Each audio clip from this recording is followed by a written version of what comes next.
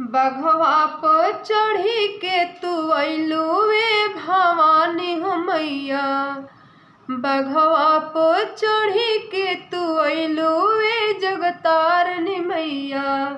अइलू मैया कर बिना बिदैया ए भवानी हो मैया। ना कर भी तोहर हम बिदैया ए भवानी हो मैया। ना कर भी तोहर हम बिदैया ए जगतारनी मैया। धर्म के रहिया पर चलैहा ए जगतारनी मैया। धर्म के रहिया पर चलैहा ए जगतारन मैया। बाँचल रहे हमारो सनातन ए भवानी हो मैया। बाँचल रहे हमारो सनातन ए भवानी हो मैया। हमरा ही घरवा तू अइलू वे भवानी मैया। हमरा ही घरवा तू अइलू वे जगतारनी मैया। ना करब तोहर हम बिदैया ए भवानी हो मैया। ना करब तोहर हम बिदैया ए भवानी हो मैया। खुल जइहे भाग अब हमारे भवानी मैया। खुल जइहे भगिया हमारे ए भवानी मैया।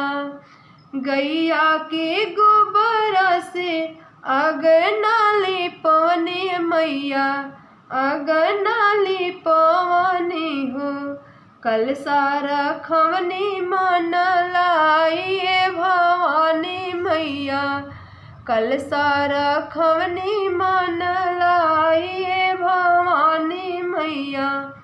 ना मांगी सोना चांदी नाही कवन खजानवा हो। नाही मांगी सोना चांदी नाही कवन खजानवा यार। नाही कवन खजानवा हो।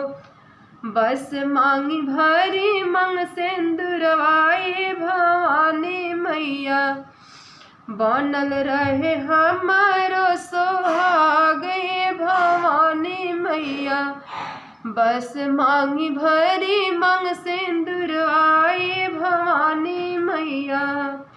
धर्म के रहिया पर चलैहा ए जगतारनी मैया। धर्म के रहिया पर चलैहा ए जगतारन मैया।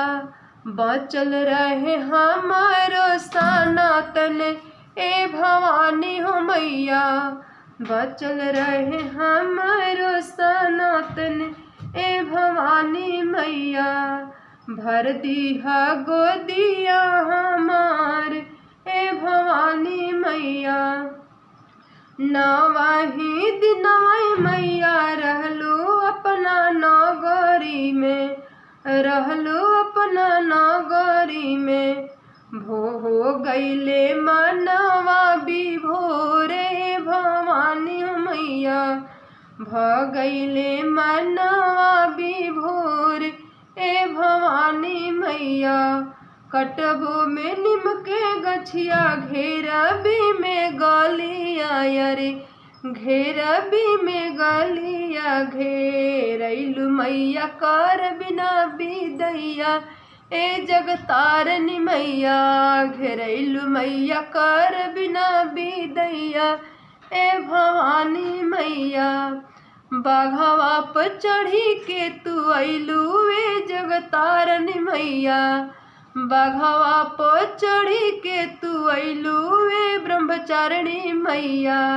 अइलू मैया कर बिना बिदैया ए जगतारनी मैया। अइलू मैया कर बिना बिदैया ए चंद्रघंटा मैया। अइलू मैया कर बिना बिदैया। हमारा धर्मवा के करिहा तू रक्षय मैया। करिहा तू रक्षय मैया। बचल रहे हमारो सनातन भवानी हो मैया, बचल रहे हमारो सनातन ए भवानी हो मैया। अगर हमार वीडियो अच्छा लगी तो रउआ लोग एक लाइक जरूर करब जा। आई हम गीत अपने से लिखे नहीं, अपने से गावे नहीं। अगर अच्छा लगी तो एक लाइक जरूर दे जा। जय माता रानी।